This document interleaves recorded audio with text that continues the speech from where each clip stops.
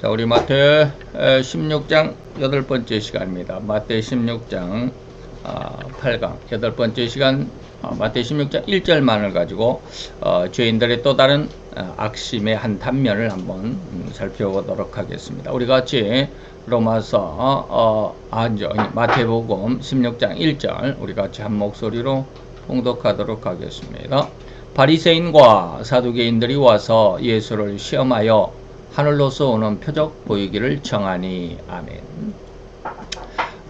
자, 오늘 이 시간에는 이제 우리가 지난 시간까지는 예수님께서 바리새인들과 서기관들의 그 요구, 그 악한 그 흑심에 대해서 지난 시간에 알았다면, 그리고 지난 몇 시간을 통해서 하나님은 그런 흑심의 인간의 모습으로 인간을 만들지 않았다. 진정 아름답고 귀한 인간의 모습으로 온 세상을 정복하고 또 다스리고 또 생육하여 번성한 그런 아주 아름다운, 가장 아름다운 그런 존재로 만드셨다라고 하는 것. 그러면서 이제 첫 번째 예수를 고소하고자 하는 그런 빌미를 찾은 그 흑심의 또 다른 한 단면을 오늘 이 시간에는 한번 생각해 보고자 한다라는 것입니다. 자, 오늘은 지난 시간 인간이 완성되어가는 과정, 곧 삼위 하나님이 총동원되어서 창조하셨다라는 비밀을 지난 시간을 몇 시간을 통해서 알아봤습니다. 이제 이어서 타락했고 죄를 범한 죄인의 악한 심성의 또 다른 일면, 또 다른 죄악의 비밀을 오늘 이 시간 한번 알아보도록 하겠습니다. 제가 다시 말하면 이제 저 백강용 목사가 신학생 시절에 들었던 말 중에 가장 의아하게 생각했던 말 중에 하나가 있습니다. 그 사람은 죄를 물 마시듯 마시고 밥 먹듯이 먹고 산다. 죄를 그렇게 물 마시듯이 밥 먹듯이 그렇게 죄를 짓고 산다 라는 말이었습니다. 저는 그런 말을 들으면서 제 마음속에서는 전혀 그의 말의 의미를 알아들을 수가 없었습니다. 왜 사람은 그렇게 죄를 먹고 마시는 삶이라고 하는가? 나 자신, 백학년 목사인 제 자신이 나 자신을 생각하더라도 전혀 윤리적으로, 도덕적으로, 더군다나 법적으로도 아무런 범죄의 혐의조차 없는 그저 평범하고 깨끗한 사람인데 말이요. 왜 사람은 죄를 물 마시듯 밥 먹듯이 그렇게 짓고 산다라고 하느냐라는 그런 말에 조금 의아했다. 그때 저의 나이는 26세, 26살이었고 예수를 믿은 지 2년을 지나서 이제 막 3년이 되어가는 그런 시기였습니다. 그러니까 믿음에 대해서, 성경에 대해서 전혀 몰랐던 그런 시절이죠. 그래서 즉 믿음을 갖기 시작한 지 아직 3년도 안 돼서 그러니까 이제 3년이 시작되어가는 그런 상황 속에서 신학생이 되었다라는 말인데, 아주 예수를 믿자마자 3년 만에 신학생이 되었습니다. 그러니까 뭘 알았겠습니까? 성경이 뭔지도 이제 그게 이제 나오는데, 성경이 뭔 책인지도, 예수가 누군지도, 그리고 예수가 무슨 말을 했기 때문에 사람들, 곧 교회 다니는 신자들이 그렇게 예수 하는지 도무지 알지도 못했던 그런 무지의 상황에서 하나님을 배워야 한다라는 생각만으로 그냥 그렇게 신학교에 들어간 상태입니다. 아무것도 몰랐다. 그래서 사우디에 있을 때 지금은 우리 교계에서 많이 그 이단 취급을 하고 있는 그분인데, 서땡색이라고 하는 그런 목사님이 계십니다. 그래서 그분이 666에 대한 책을 썼습니다. 666 그 짐승의 표에 대한 책을 썼는데, 제가 사우디에서 그 책을 우연찮게 입수를 해가지고 신학하기 전이죠. 그러니까 25, 26살 때. 26살 때. 그래서 사우디에 갔다가 그 책을 누가 줘가지고 그 책을 읽고는 이스라엘 사람들이 무지하게 불쌍하게 여겨졌습니다. 하나님의 뜻이 이런데 이스라엘 사람들은 왜 이걸 모를까? 그래서 그들이 참 안타깝다. 그들을 구원하는 복음을 좀 배워보고 또 그거를 그들에게 알려줘야 할 것 같은 그런 느낌을 가지고 이제 사우디에서 돌아와 가지고 이제 신학을 하게 됐죠. 바로 그때입니다. 자, 그러니 죄에 대해서는 아무런 의식조차 없었던 그런 신앙이었고, 죄에 대해서는 전혀 무지한 상태 의식이었기 때문에 사람들이 죄를 먹고 마시는 삶이라는 말을 이해할 수가 없었다는 말입니다. 그렇게 신앙에 대해서 백지와 같은 상태에서 지금은 이제 한 40여 년이 지났죠. 25살 때 예수를 믿었고, 그리고 이제 26살 때 그런 걸 생각을 해서 이때 당시에가 제가 27살 때 27살 때 신학교를 들어갔던 것 같네요. 예. 아닌가? 26살 때인데 25살 때 24살 그죠? 27살이 맞아서 2학년 때 결혼했어요. 그러니까 26살 때 아마 제가 신학을 시작했고 27살 때 저기를 했나 결혼을 했던 것 같아. 어쩐지 좌우지간 그렇네요. 신학교를 몇 살 때 25살 때 들어갔나? 27살 때 들어갔나요? 8살에 결혼했잖아요. 그런가요? 2학년 좌우지간 그런 상황이었습니다. 그러니 아무것도 몰랐던 그런 상황이죠. 예, 그래서 그런 상황에서부터 이제 40여 년이 지나 지금 65세니까 40여 년이 지나오면서 하나님에 대해서 그리고 인간의 심성 더욱이 인간의 죄성에 대해서 하나하나 깨닫게 하시는 하나님의 은혜 안에서 절대적으로 다 알았다고는 할 수 없지만 상당한 수준까지 인간의 심성에 대해서 상당한 수준까지 이제 성장했다고 제 나름대로 의식하고 그렇게 생각하고 있습니다. 자, 그 중에서 인간의 타락한 심성 또 죄성에 강력하고도 완벽하게 묶여버린 인간의 심성이 얼마나 죄를 먹고 마시는 삶인지를 깨닫게 되었습니다. 이러한 의미에서 오늘 인간의 죄성의 극악한 한 단면, 그런 극악한 심성의 한 단면, 그런 심성의 편, 그리고 또 그런 심성의 발로의 한 단면을 오늘 한번 생각해 보자라고 하는 것입니다. 인간이 얼마나 극악하고 죄악스러운지. 제가 지난 시간에는 그 윤석열 대통령의 그 탄핵을 보고 인간의 그 심성, 인간 자체에 대해서 환멸을 느꼈다라고 그러는데 그 중에 한 단면입니다. 자, 오늘날의 다시 말하면 시체말로 한다면 음흉한 속셈을 가지고 몰카라고 하는 것을 가지고 있죠. 그래서 상대의 흠을 잡기 위해서 몰래 숨겨놓은 카메라로 촬영을 하는 것을 몰카라고 그러는데 몰카 공작으로 상대를 무너뜨리고자 하는 흉악할 뿐인 심성이 극성을 부리는 그런 시대죠.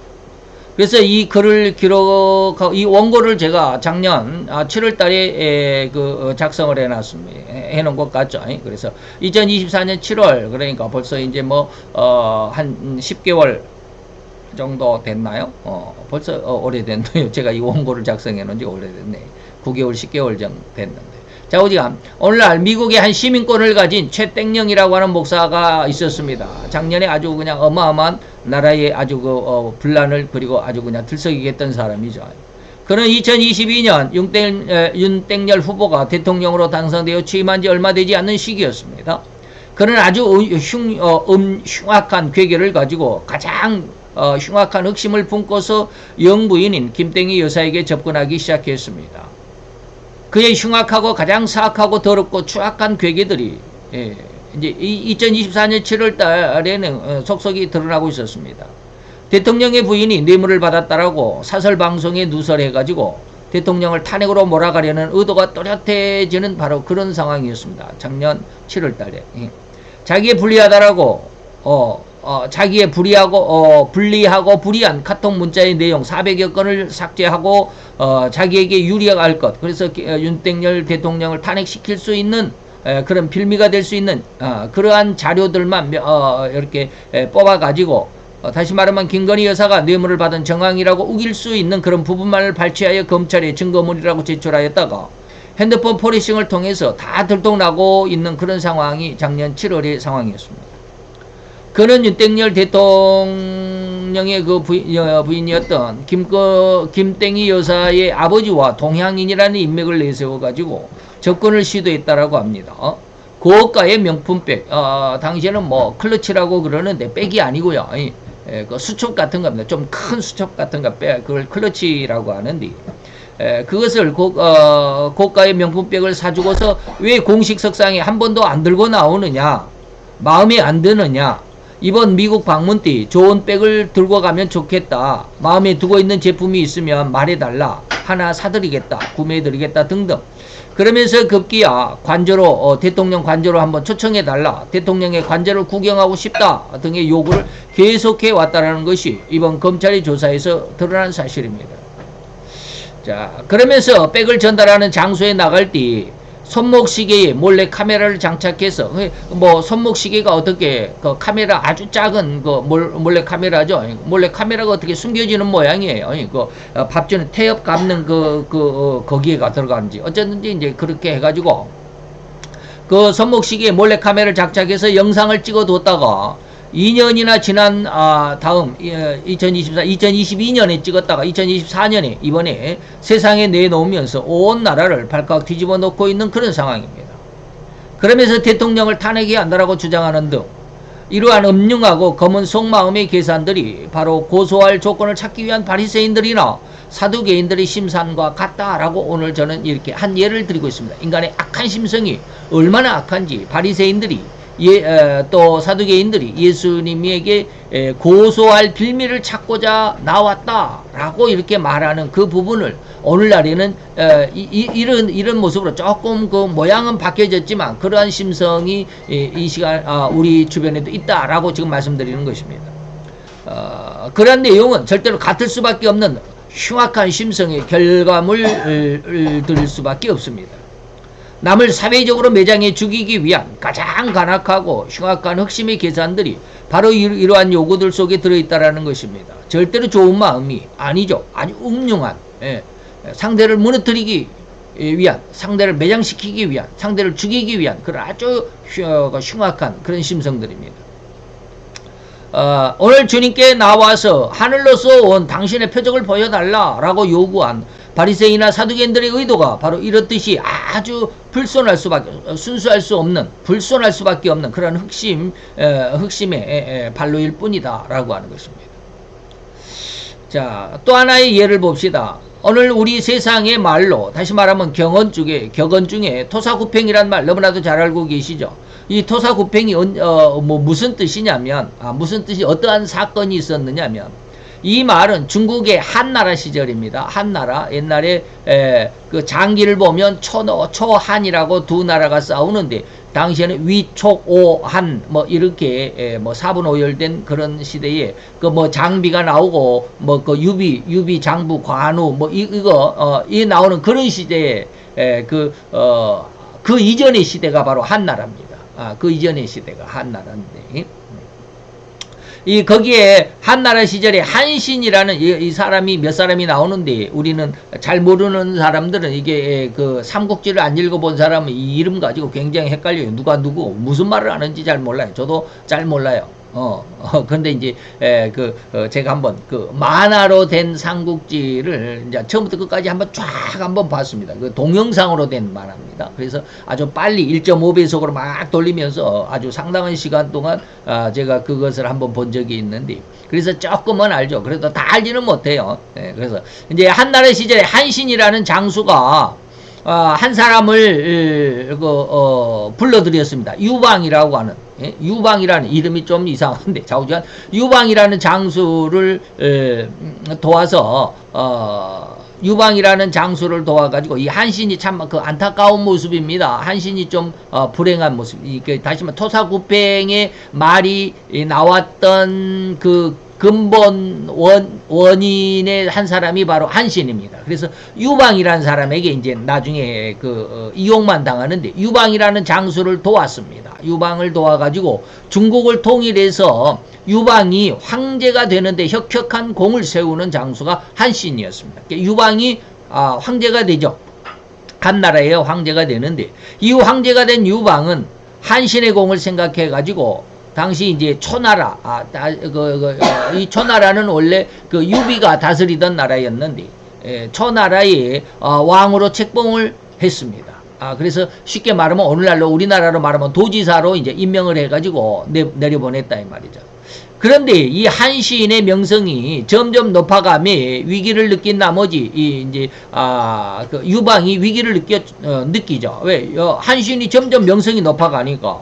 그래서 토끼몰이 핑계로 해가지고 여기서 토사구팽이라는 게 토끼를 사냥한다 라고 하는 것입니다. 토끼몰이를 이제 사냥을 하자라고 해가지고 각 지방 쉽게 말하면 우리나라로 말하면 팔도 도지사들을 다 불러 모았습니다. 그래가지고 사냥을 시작했다 이 말입니다. 이 제후들을 불러들이려고 하는 이 명령에 이 한신이 걱정이 태산 같았습니다. 야, 이거 분명히 이번에 불려가면 나를 저 유방 황제가 나를 죽일 것 같은데, 야, 이거 어떻게 하면 좋지라고 굉장히 걱정이 태산 같았습니다.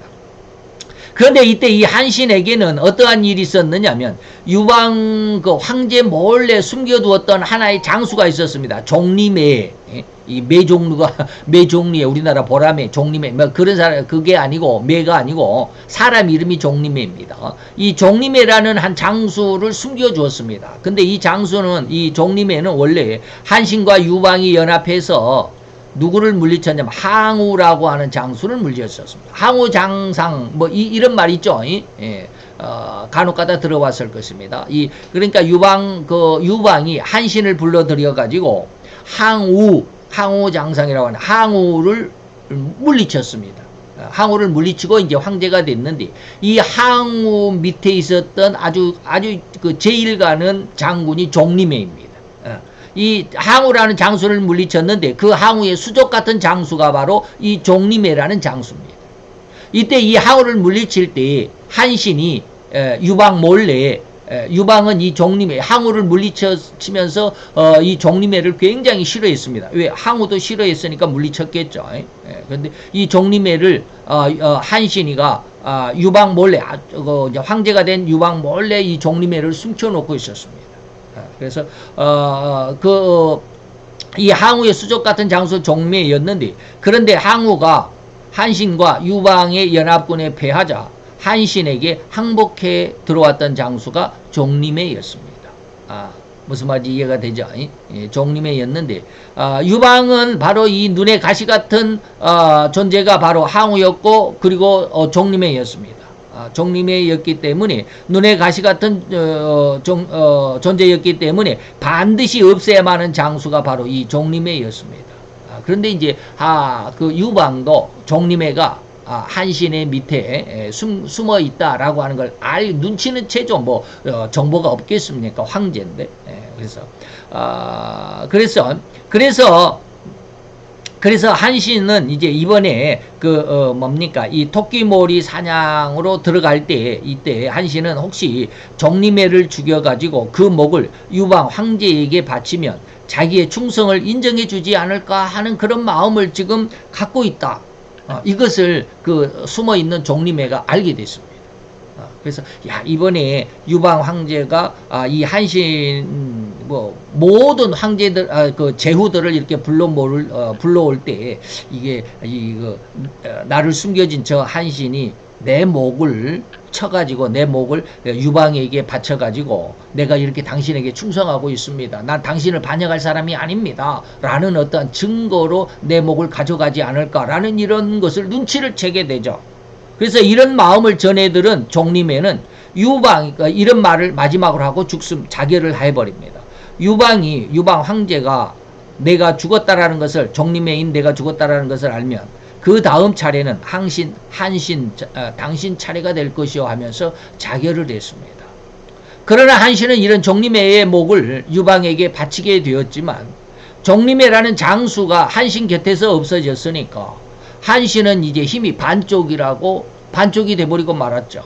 그러니까 유방 황제가 보기에 한신은 그래도 한신 옆에 종리매라는 이 엄청난 장수가 있었기 때문에 함부로 쉽게 제거할 수 없었는데 종리매라고 하는 장수가 없어지니까 한신의 힘이 반쪽이 되어버렸다.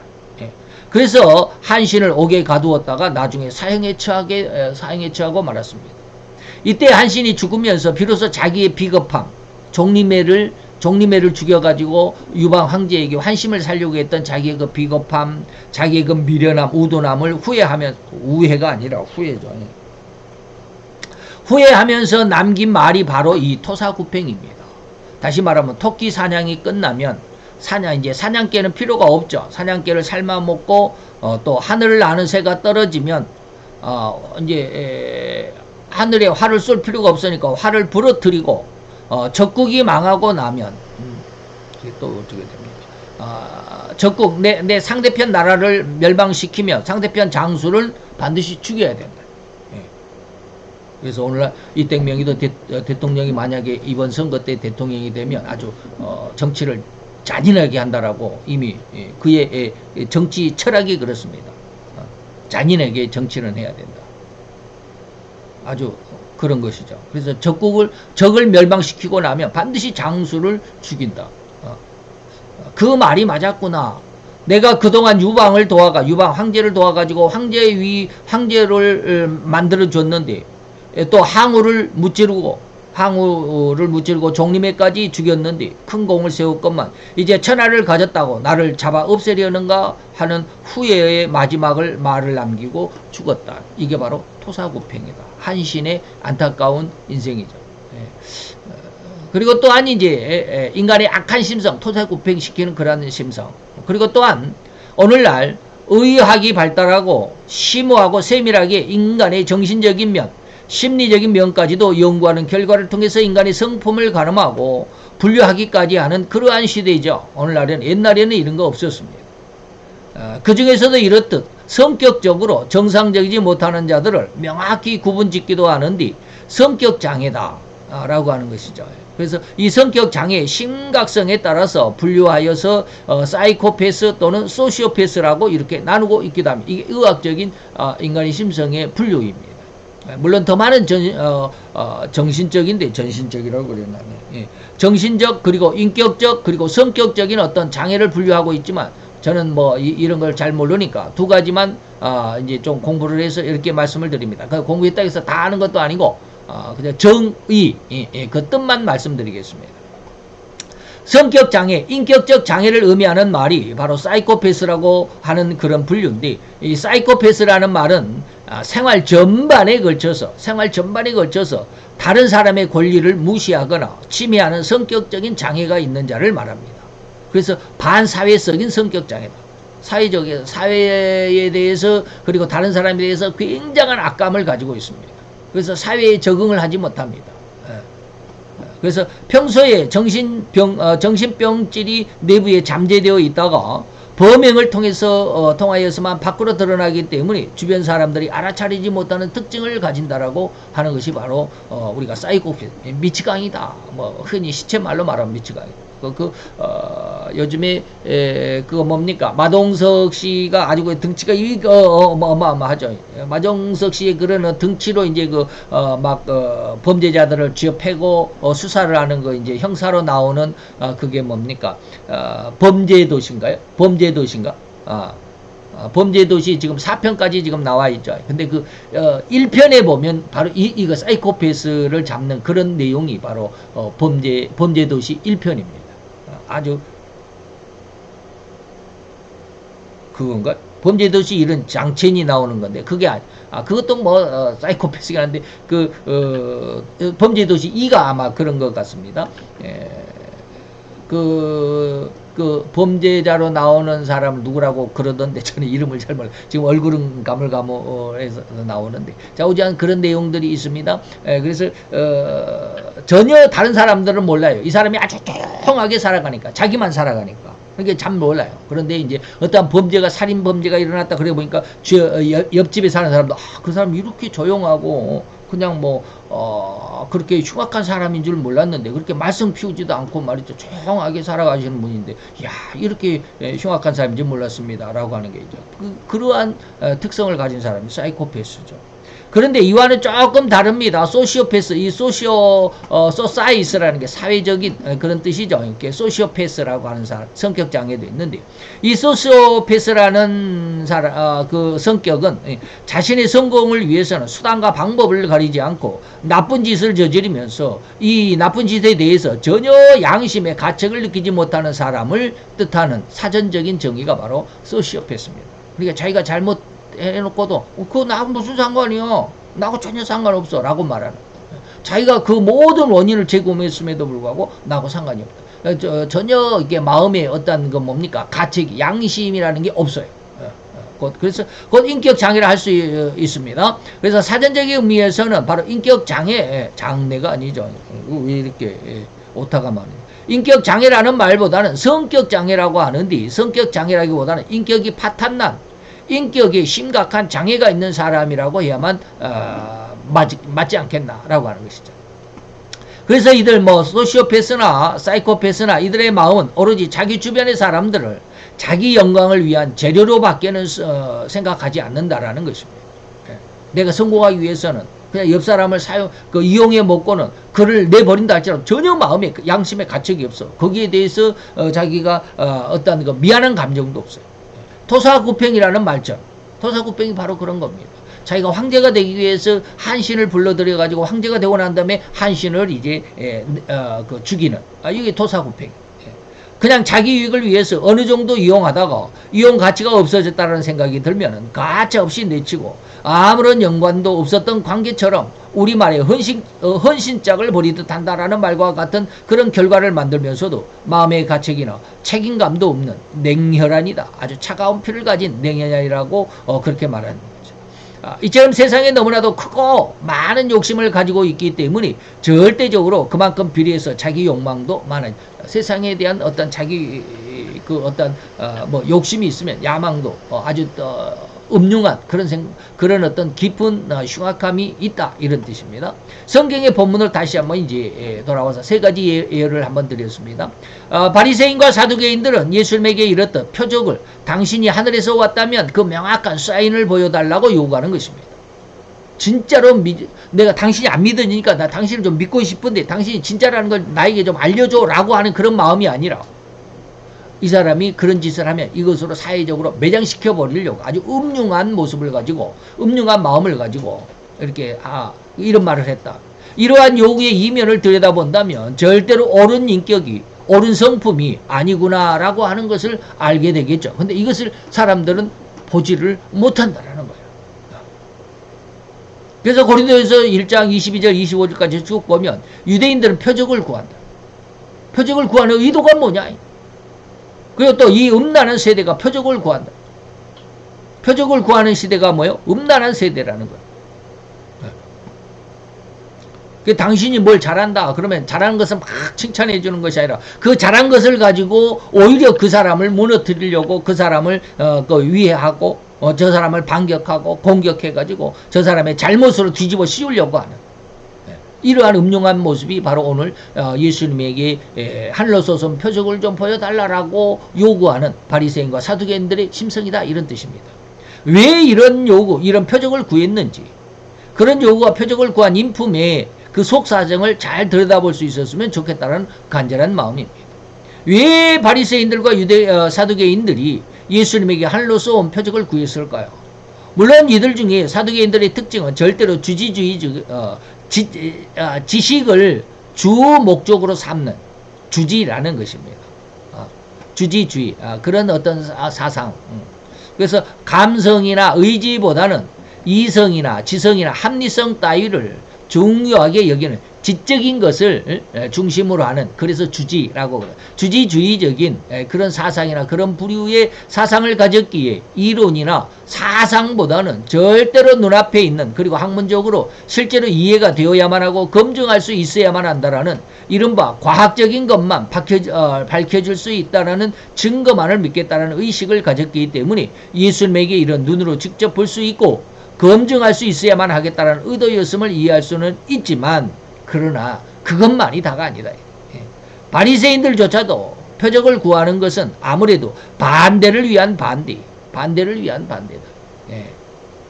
혹은 억지로 상대를 헐뜯어서 사회적으로나 정치적으로나 경제적으로 매장에 몰락시키려고 하는 의도가 그 속에 아주 역력하다는 것이 바로 오늘 이 설교 그리고 이 바리새인과 사두개인들의 주 심령이다 이런 뜻이죠. 자, 그리고 이런 요구와 표적을 구하는 심성들을 볼 때 명백하게 인간의 죄성을 들여다볼 수 있어야만 하지 않겠는가? 사도 요한이 공공연하게 외치면서 권면했습니다. 영을 다 믿지 말고 오직 그 영들이 하나님께 속하였나 시험하라. 오늘날에 너무 중요합니다. 어제도 제가 이제 학원에 가면서 이제 자전거 그저께군요. 어제는 비가 와가지고 제가 자전거를 안 타고 가가지고 오가는 길에 아주 그냥 오랜 시간이 걸렸는데 그저께 자전거를 타고 이제 딱 주차를 하려고 하는데 자전거 그 주차장에 누가 가판대를 벌려놓고 여자들 한 5-6명이서 막 뭘 하더라고요. 뭐 팜플렛을 나눠주고 있더라고. 그래서 나는 아파트 그 선전하는 사람들 대부분 그렇게 하죠. 뭐 이렇게 팜플렛 큰 아파트 뭐 저기 조감도 이렇게 쭉 주면서 그 뭡니까 행주 하나씩 끼워서 주면서 막 그런 거 하죠. 그런 사람이 누구냐. 그래서 자전거를 이렇게 딱 세워두고는 자전거가 멋집니다. 나도 자전거에 관심이 참 많습니다. 나도 자전거 좋아합니다. 막 여자들이 그러더라고. 그러면서 이제 제 헬멧 위에 이제 저 블랙박스 소형 카메라가 붙어 있잖아요. 그걸 보고 이거 참 멋집니다. 막 이게 뭐예요? 이게 저기 카메라예요. 이거 블랙박스예요. 라고 그렇게 이야기를 하고 이제 왔는데 나중에 어떻게 또 제가 이제 그 속이 너무 안 좋아가지고 속을 달랠 겸 이제 떡을 하나 살까 하고 이렇게 밖으로 나오다가 그리고 또 이제 학원으로 들어가는 길에 이렇게 보니까 그들이 그 가판대에다가 이제 가판대를 세워놓고 그 위에 이렇게 쭉 세워놓은 걸 보니까 뭐 1,몇백 명이 한꺼번에 졸업을 했다. 뭐 이게 얼른 보이더라고. 그리고 그 위에 천지일보가 보이더라고. 천지일보가 뭐지? 천지일보가 뭐지? 가만히 생각해보면 얘들이 신천지를 지금 선전하려고. 신천지 그 신학생들 같아. 여자들이. 그래서 참 마음으로 거기에서 이제 그 사람들을 붙들고 좀 이야기를 하려다가 그냥 이제 그 학원으로 들어오고 말았는데 그들을 보면서 바로 이런 생각이 많이 들었어요. 저 사람들이 처음에 사람을 만날 때 정말로 올바른 사람을 만났어야만 하는데 잘못된 사람 이만희를 만나가지고 저 모양이 됩니다. 근데 저 사람들은 그게 진리고 그게 진짜라고 믿을 거 아니에요. 그래서 예수님이 마태 24장에 마지막 시대, 종말의 시대에는 뭘 조심하라고? 사람을 조심하라고. 오늘 사도 요한이 그렇게 말합니다. 사람 자체는 뭐 우리가 알 수 없지만 그 속에 있는 영은 또 더더욱 알 수가 없죠. 근데 그 영을 다 믿을 수가 없는 거예요. 오직 영들이 하나님께 속하 있나 시험하라. 진정한 하나님의 말씀이 진리가 물론 이제 그들도 성경을 그냥 완전히 자기가 원하는 대로 이렇게 왜곡을 시켜버리면 그리고 그렇게 왜곡시켜가지고 그것을 이렇게 설명해주면 그걸 믿는 사람이 또 있단 말이에요. 그렇기 때문에 우리가 성경을 해석하는 것과 그들이 성경을 해석하는 것과는 전혀 다르죠. 근데 그거를 분간을 못해요. 그 사람들은. 세례 요한이 왜 목배임을 죽임을 당했을까? 원인이 뭐야? 세례 요한이 왜 죽임을 당했어요? 그때 당시에 왕인 헤롯이 불륜을 저질렀기 때문에 그 불륜을 지적했잖아요. 네가 왜 동생의 아내 제수씨를 왜 뺏어다가 네 아내를 삼았냐? 왕으로서 모든 백성의 어떤 뭡니까 표본이 되고 아주 그냥 정직하고 청결하고 깨끗하고 뭐 그런 모습을 본을 보여야 되는데 왕부터가 이 동생의 아내 이 제수씨를 뺏어다가 자기 아내를 삼는 이 불륜은 그걸 지적했기 때문에 그래서 그 헤롯의 이제 부인이 되었던 헤로디아가 악심을 품고 세례 요한의 목을 잘라달라고 그랬던 거 아니에요. 그런 사람이 누구요? 이만희요. 이만희 지금 김씨인지 모르겠네. 김땡순인가요? 예전에 신천지의 이인자라고 했던 이 사람이 남의 부인이에요. 근데 뺏어다가 자기 부인을 삼아가지고 제 2인자로 삼았는데 이 사람이 나중에 회개를 했대나 어쨌대나 해가지고 신천지에서 나왔다고 그런 이야기를 제가 들은 적이 있는데 명확히는 잘 모르겠어요. 그러한 모습이 성경 속에서 그들은 어떻게 해석을 할까? 똑같잖아요. 헤롯의 모습과 똑같잖아요. 남의 아내를 뺏어다가 자기 아내를 삼아. 헤롯이 저질렀던 그 잘못을 세례 요한이 지적을 하니까 그래서 이제 악심을 품고 그런 일이 있었죠. 다 이런 것들. 정말로 하나님의 영들은 그렇게 할 수 있나? 라고 하는 것이죠. 진실로 이렇듯 외형으로 알아차릴 수 없는 영적이고 정신적이고 또 인격적인 그런 내면에 있는 것들까지 우리는 들여다볼 수 있고 진단할 수 있는 분별의 은혜, 분별의 은사를 다 얻게 되기를 축원합니다. 참으로 정상적인 인격, 정상적인 성격이라고 한다면 절대로 남을 위해서 자기의 희생이나 자기의 헌신의 삶을 살아가는 성격이나 인품을 의미합니다. 남을 위해서 내가 희생하고 헌신하는 것이지, 나의 승리를 위해서 남을 헌신시키고 남에게 충성을 시키고 그리고 내버리는, 헌신짝처럼 내버리는 그러한 삶은 올바른 정상적인 그런 인격, 그런 성품이 아니다라는 것을 알아야 돼요. 물론 이렇듯 절대적으로 이러한 이타적인 성격이나 이타적인, 남을 위한, 이타적인이라는 말은 남을 위한, 남을 위한 인격이나 그런 성격을 명확하게 구분하기보다는 일반적인 거의 대다수의 사람은 이타적인 삶이나 인격이 아닐지라도 남에게 피해를 주지 않는 평범한 인격, 그런 성격을 가진 사람이 더 많다는 것은 사실이죠. 남을 위해 살기보다는 나 자신을 위해 살다 보니까 남에게는 피해를 안 주는 이런 사람이 거의 대부분입니다. 우리는 앞으로 계속해서 이러한 성경을 공부해가는 과정에서 이러한 이타적인 성품, 이타적인 인격을 만나볼 수 있을 것입니다. 그리고 이러한 성품, 이러한 인격을 만났을 때 진실로 우리는 우리의 결심 또한 명확하게 세워질 수 있어야만 할 것입니다. 이러한 이타적이고 또 다른 말로 표현하자면 정상적인 인격, 정상적인 그런 성품은 절대로 남에게 이러저러한 요구가, 다시 말하면 나에게 충성해라라고 하는 그런 요구가 거의 없을 뿐인 그런 성품입니다.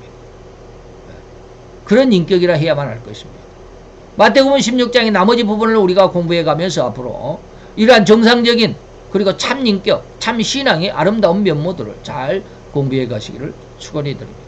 오늘은 이제 인간의 악한 심성의 또 다른 한 면, 우리가 첫 번째에서는 직접적으로 그들의 아주 흉악한 예수를 고소할 빌미를 찾는 그런 흥심, 바리새인과 사두개인들의 그 핵심에 아주 직격적으로 그것을 우리가 살펴보았다면, 오늘 이 세 번째에서는 오늘날의 인간의 성품, 인격 속에서, 성품 속에서 어떻게 죄가 인격을, 우리의 성품을 이렇게 뭐라 그럴까, 죄악으로 밀어가는지 그런 것을 한번 살펴보았다라고 하면 되겠습니다. 잘 이해하시고 정말로 우리가 가장 옳거든, 가장 올바른 신앙 안에 잘 정착할 수 있기를 간절히 권면하고 축원해 드립니다. 기도합시다.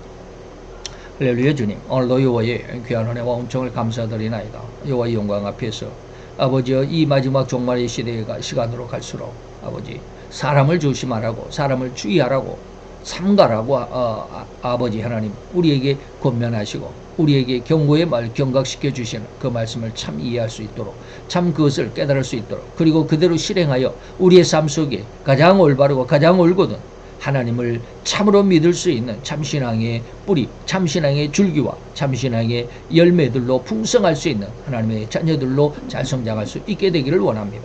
하나님, 그 모든 과정 중에서 하나님께서 역사하시고 하나님께서 인도하시고 하나님께서 지켜 보호해 주심을 믿고 감사를 드리며 예수 그리스도의 이름으로 기도하여 싸움나이다. 아멘.